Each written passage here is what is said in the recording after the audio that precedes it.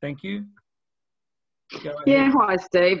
Yeah, I kept putting it up and putting it down, but it was just listening with you and Dylan, and sort of things come to me, and it's a bit of a ramble, but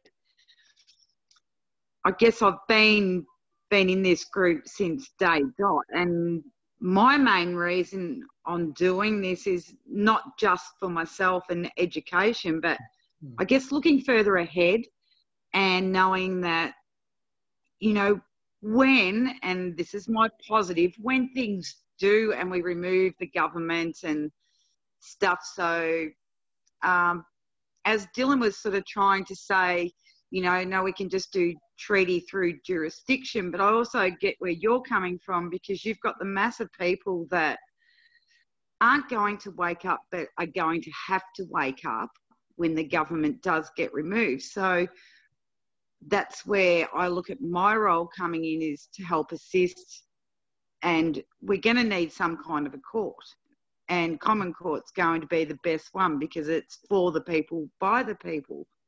Yeah. And I guess I just wanted to iterate that I'm looking further ahead and I guess picturing it all, that, you know, with the masses not knowing what to do, how they have to react, is where we'll come in and we can guide them in the right direction. So yeah. I totally agree with where Dylan's coming from, that the First Nation people, you know, is their land, but it's our land too. And I also understand that they're happy for us to be on this land. We were born here as well. And so I understand, you know, Dylan's side of it, but it's not realising the massive people that are going to go into complete panic. Well, they can do. And I think too, we can get hung up on words at times. For example, like common law court, like call it people's court.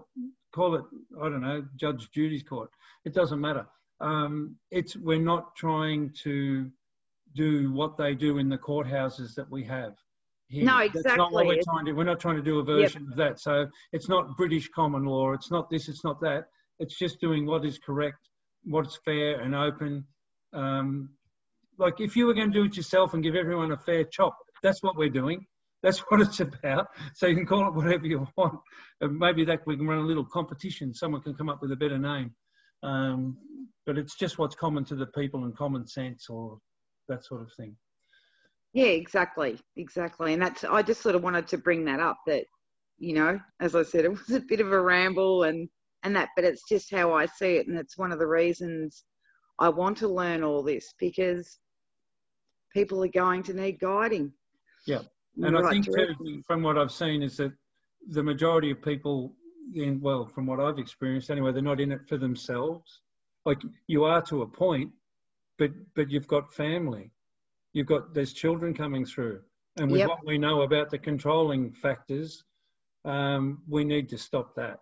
Like, and see, even now, I don't want to say it, but satanic ritual abuse and all that sort of stuff. And I'm sorry to do that to you.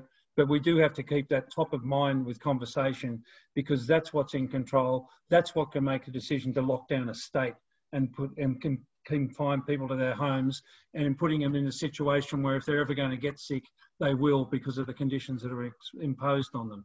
That's what we're up against. They are satanic. Oh, totally. And it, you know, it's rife when you listen to them talking about the tunnels, and that they've just discovered that, especially in Melbourne, there's even deeper ones that they've never seen anywhere else in the world. So can I ask, where do we get definitive information on that? There's a guy called Gene Code, who's a decode. He's an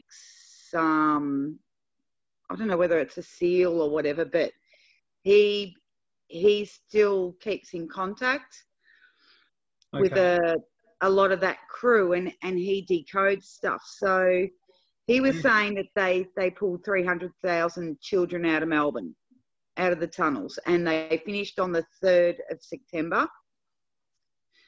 But everyone was saying, well, why is the lockdown there? And he couldn't answer at that stage. He said, I can't answer it. He said, but it's not good.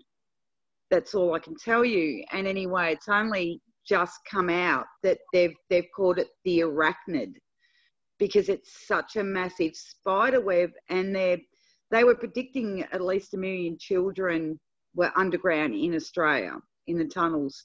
They're now saying 10 million. That's how massive these tunnels are under Melbourne. But, you know, again, is it or isn't it? Yeah, is it or isn't it? But what I have heard, which was a surprise, is that Australia is supposed to be pretty much the head of the pedophilia ring around the world. And it's a little bit like New Zealand being the head, and in Australia the body, whereas we always thought we're just a little country down the bottom. And it's no, we're not. And that's what they said, that, you know, that's why all the celebs and that are coming here now, because it's the go-to place. They can't get what they need in their countries, and they're coming here to feed, basically, is what they're saying. Right. So what I suggest with the tunnel thing, because it's hard to get definitive information, then the way that I look at things, and I'm not telling you to do what I do, but I put it in the possibility box. I don't say it's a definite fact, yes, and I don't discount it, but I look for information to support, and it's plausible. The numbers start to do your head in along the way, but we need to be able to get confirmation of these sort of things, because we're still under a massive psyops. Like, the manipulation of our minds is just almost beyond comprehension. And that's why we've got to have our trusted circle of people. And when we're repeating things to people, we've got to be a little bit conscious of our source, where we're getting that knowledge from.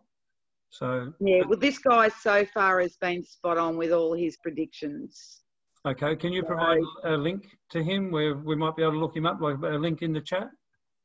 Yeah, I'll have to go back and find his name. That's all.